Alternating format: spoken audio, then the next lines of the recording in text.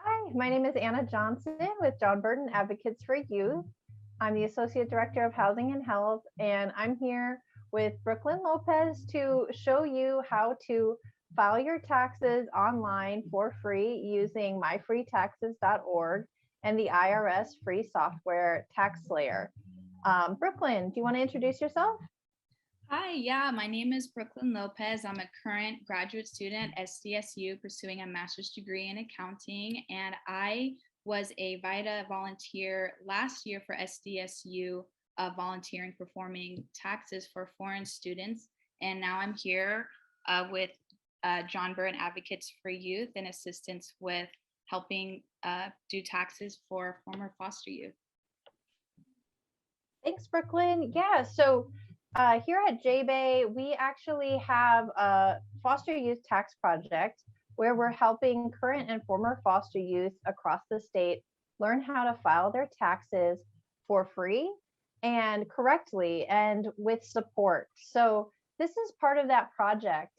And the purpose of this guide that we've created in the videos is to help walk you through the process of filing your taxes from beginning to end for free with IRS support. So both Brooklyn and I are certified VITA volunteers trained by the IRS, and we've passed a test, and we have support from a team of people who help us make sure that we're doing taxes correctly. This type of filing called self-filing or do-it-yourself is really good for young adults who are filing right now in 2021, are comfortable using online tax software and filing online. If you want to learn to file on your own, and as long as you've earned less than 73,000 in 2021, this is a good option for you because it will be a free filing service. It's not like other sites where you go on there and then at the end they're going to charge you money later and say, oh, for this or that reason you have to pay us. So this is a totally free way and accurate way to file your taxes. So now Brooklyn is going to start from the beginning, step one. So do you want to move forward to step one, Brooklyn? Yes. All right. So part of this grant is with United Way of California, and they've helped us to create these videos and to create this guide. And they also have this site, myfreetaxes.org, that they operate every tax year to help people file and claim their tax credits, which can include the federal stimulus check, the earned income tax credit, the child tax credit, and the California earned income tax credit and young child tax credit.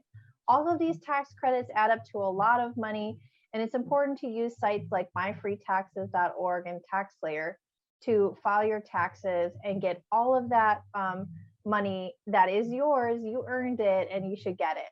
So, all right, Brooklyn, we'll take it away with myfreetaxes.org. You're there on the site. So what should people do first?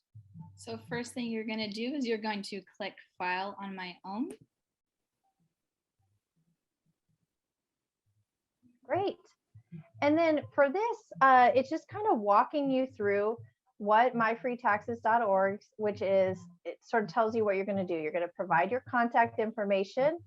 You're going to get a free filing link, and then you're going to file. So if you actually scroll down, what you do here is just start entering your personal information.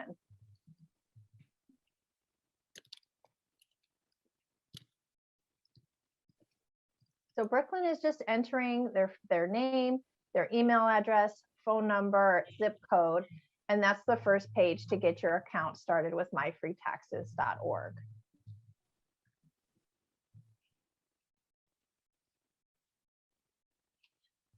So once it's all filled out, we just press Get Started Filing.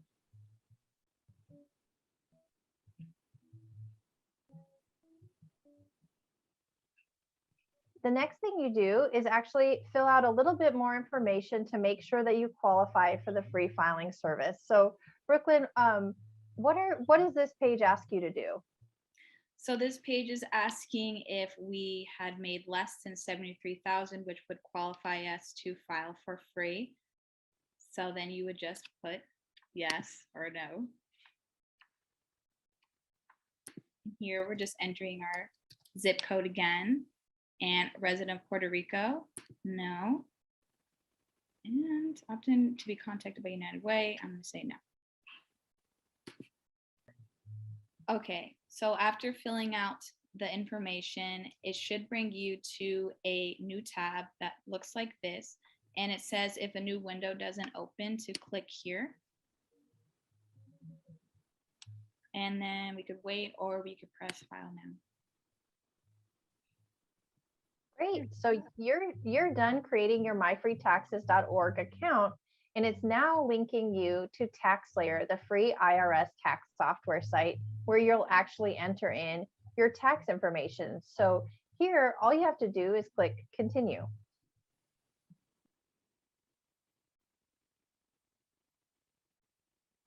So here we would create an account with TaxSlayer.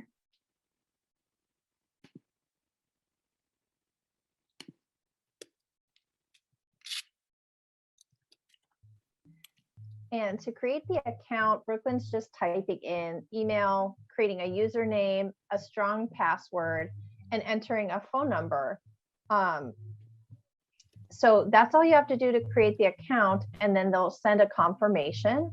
And then after you're done with that, you have a TaxSlayer account, keep your password and username so that you can start and stop your tax return as many times as you need to, log in and out, and do that confirmation piece. Awesome. Great. So you've successfully created your account, and it looks like you're already logged in, and it's now having you begin step 3, which is starting your tax return. Yes. So, all right, so Brooklyn has logged into TaxSlayer using that new account that was just created and is ready to start step 3, which is personal tax information and kind of your basic information about who you are, who your family is, or your children. So it's always a good idea before you start entering tax information to get your documents ready. And JBay has actually created a checklist that helps you know what kind of forms, tax documents you might need, what kind of credits and deductions you might be eligible for, and how to prepare information to have you be ready to file. So Brooklyn, as you're getting started, what kind of documents and information are you gathering for yourself? And tell us a little bit more about how you're preparing to start to enter this information. So I know that I worked in 2021, so I should have a W-2 next to me. I also have some brokerage accounts with Fidelity, so I'm going to have those forms with me. And then another important letter to have is the recovery rebates letter, which shows how much you were paid with the stimulus check, the amount that was deposited into your account, or if you received a check. And I also have a child. So if I have a child, I want to make sure that I have their social security number ready and things like that. Great. Well, let's get started. So what are you going to do first here as you logged into your account? So we are going to enter in our full name, our full legal name, I want to say. And if you're filing joint, if you're married and you file taxes together, then to click here. I am not married. Another thing to keep in mind is that if you are filing joint, you still want to make sure that you're making less than $73,000 jointly together to qualify to file for free as well.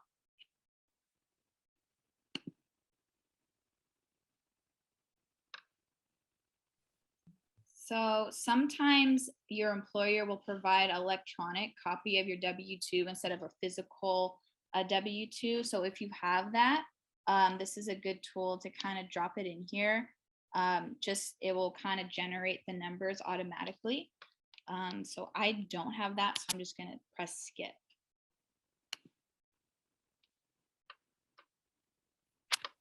And here we're just going to enter in the same thing, our name, social security,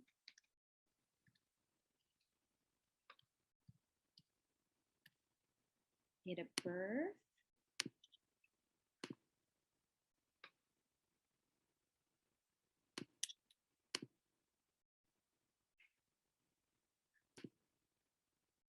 And you could put in an occupation if you want.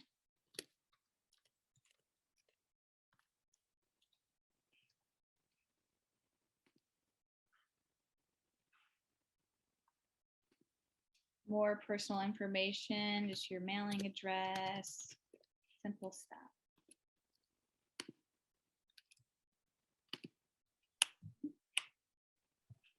For those people who, if you don't have a personal mailing address, or if you're moving around, or if you're experiencing homelessness, you do have an option here to use a clinic, a shelter, a youth center, or talk to your foster care caseworker or someone about what address can you use on your tax return to file your taxes. So make sure to enter a mailing address where you could get that. And if you are experiencing homelessness, at later on in the tax return, a good option for you is actually to use direct deposit, because that way, instead of a paper check for your money coming to you and going to a physical address, it would actually be direct deposited to your bank account. So check out the JBay checklist. If you've got questions about how to do that, we explain it in that guide. Awesome. And then here we are with residency status. I lived in California the full year of 2021. So I'm going to put full year resident of the state. If you lived in another state for 6 months or more, you would put a part year state resident.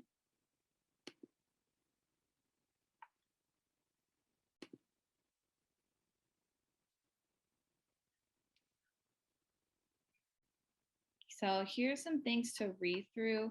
First, it says Brooklyn can be claimed as a dependent on someone else's return. So I will not be claimed as a dependent because I didn't live with like my foster mom or my biological mom full time. I live on my own with my child. So technically I would be head of household. So this is a no-go for me.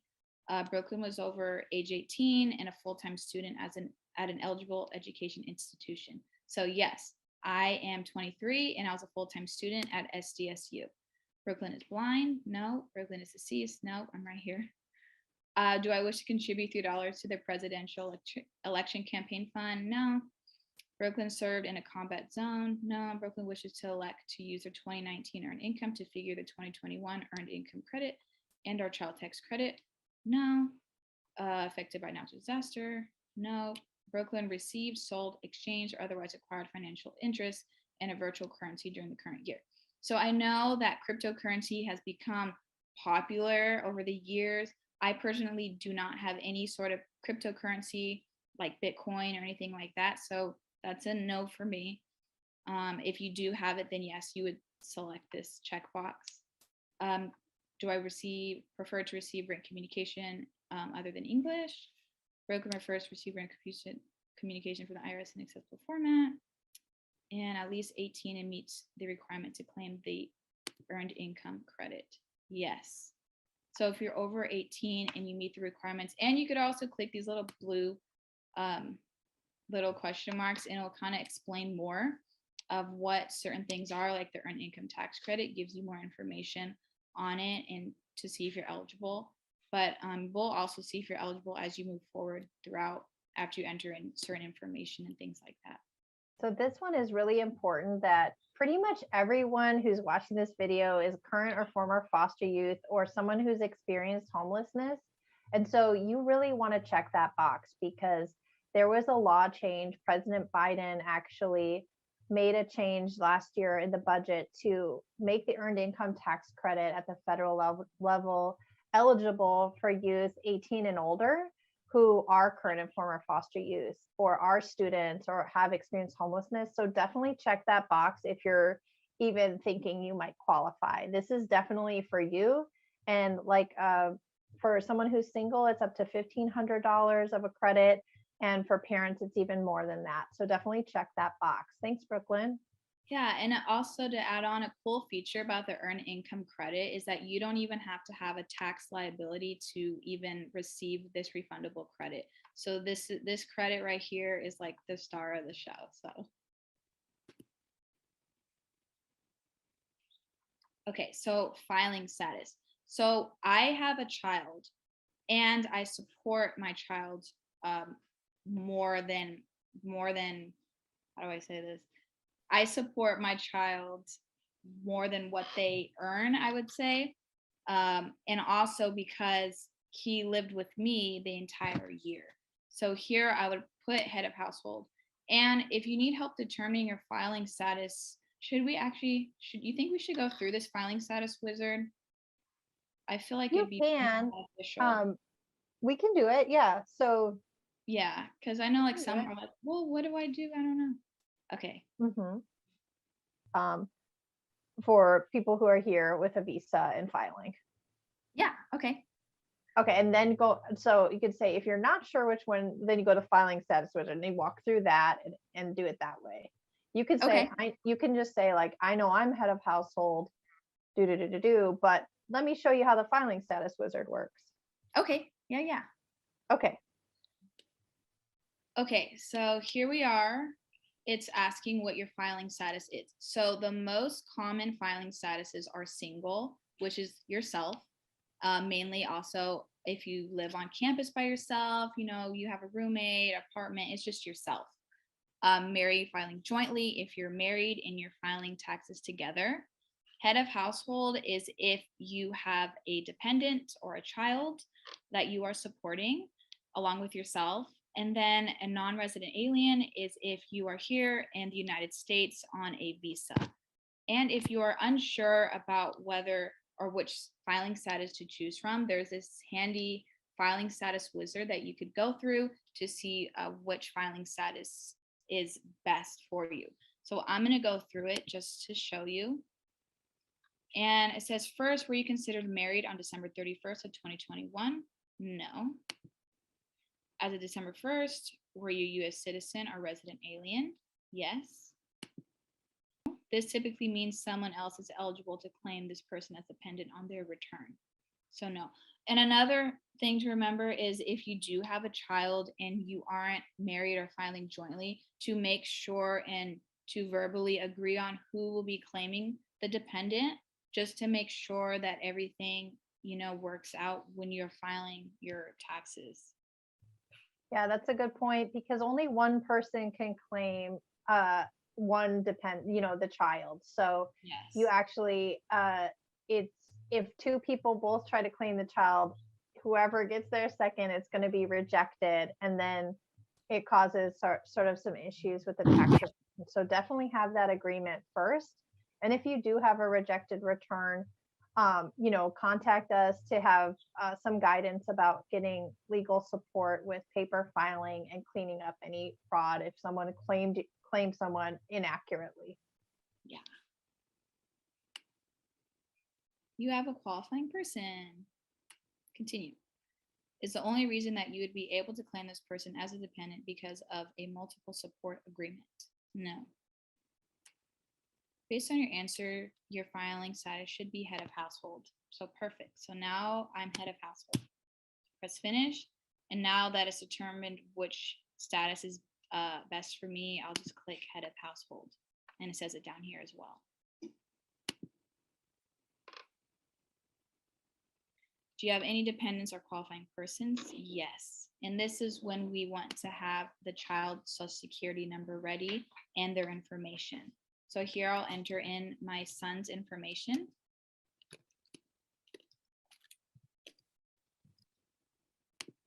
Great. And it's really great that you're claiming your son because there are child tax credits that for this year are for a 5-year-old, it's actually up to $3,600 of the child tax credit. Plus in California, if you qualify for the California Earned Income Tax Credit, you also qualify for the Young Child Tax Credit for children under age 6 in the tax year. It's another $1,000 that you could get on your return. So it's awesome that people are claiming their children, parenting, transition age youth are working on this, and that money is to support raising your child.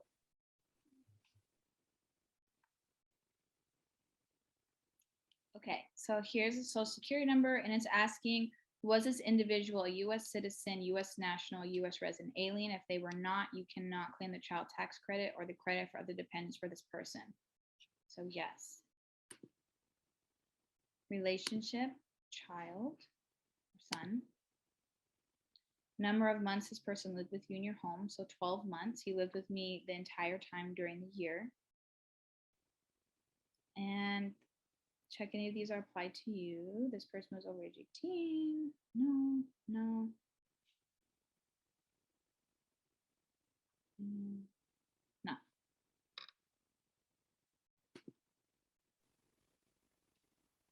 So here it shows a list of my dependent. If you have any other dependents or qualifying child, you go ahead and add them here as well.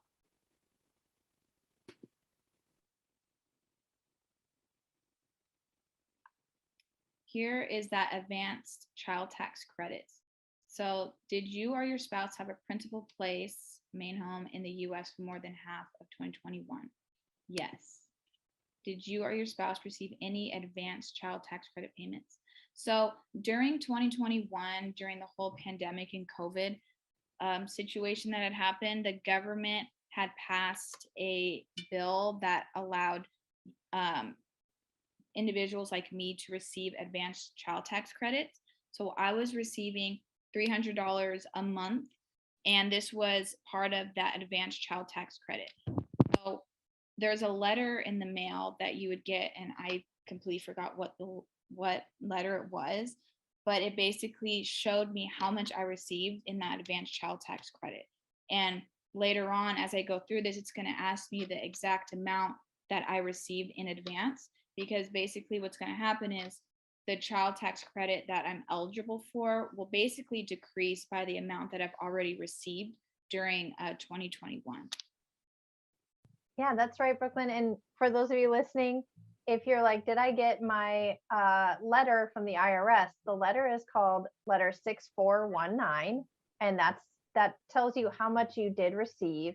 And if you didn't get that letter for any reason, you can actually create an ID.me IRS account and verify who you are. And it'll actually tell you not just if you received the child tax credit payments in advance and how much, but also your stimulus checks and how much, and other tax information in there. So if you're not sure or you might have questions, go to ID.me and find out. Yes. Cool. So the advanced child tax credit, I don't even have my letter. I don't even know. That's okay. So you can take a moment. You can always come back to this later if you take a look there. You can come back. But for this part, all you do is you look at that letter, or you look on your ID.me account and you fill in how much you receive. So if you started right away in July getting $300 a month, that's $1,800. And the number of qualifying children you have, Brooklyn, is 1. So you would just write in 1,801. And that's it. That's all you have to do. Now on your return, you'll actually get the remaining $1,800 for that, of that $3,600 that you'll be receiving for your son. Yeah. Cool. Okay, did you or anyone on your tax return receive a CP01A notice from the IRS containing a 6-digit identity protection PIN? No, I did not receive an identity protection PIN. So unfortunately, tax fraud and identity theft can be a bigger issue for current and former foster youth, because so many people have had access to social security number or information in the past, and it does happen. So if it does and you have one of these pins, all you have to do is, it's a 6-digit pin. You just enter that in here. If you hit yes, you just enter that in here. And again, if you lost that pin, that ID.me account with the IRS is one way to recover it. And don't share that with anybody else. It's to keep you safe so that that fraud can't happen again. So in most cases, people are going to say, no, this has not happened to me, which is a good thing. And you say no, and you click continue.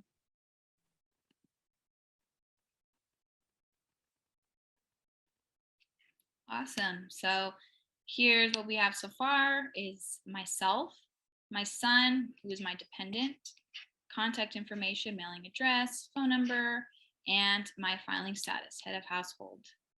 That's great. So I'm pretty sure you finished step 3, which is entering all of your personal information. and your dependent information and everything that's correct for you. Now, this is the information the IRS will keep on file. So they'll contact you at this phone number and they'll send you letters at this address. So just make sure that everything was typed correctly, no spelling errors, nothing like that. And I think step 3 is all done. Awesome. And I believe if you hit continue, it takes you on to the next part of tax filing. Aha. Slay it. So this is where you'll start to enter tax documents, income, and deductions. So way to go on finishing step 3.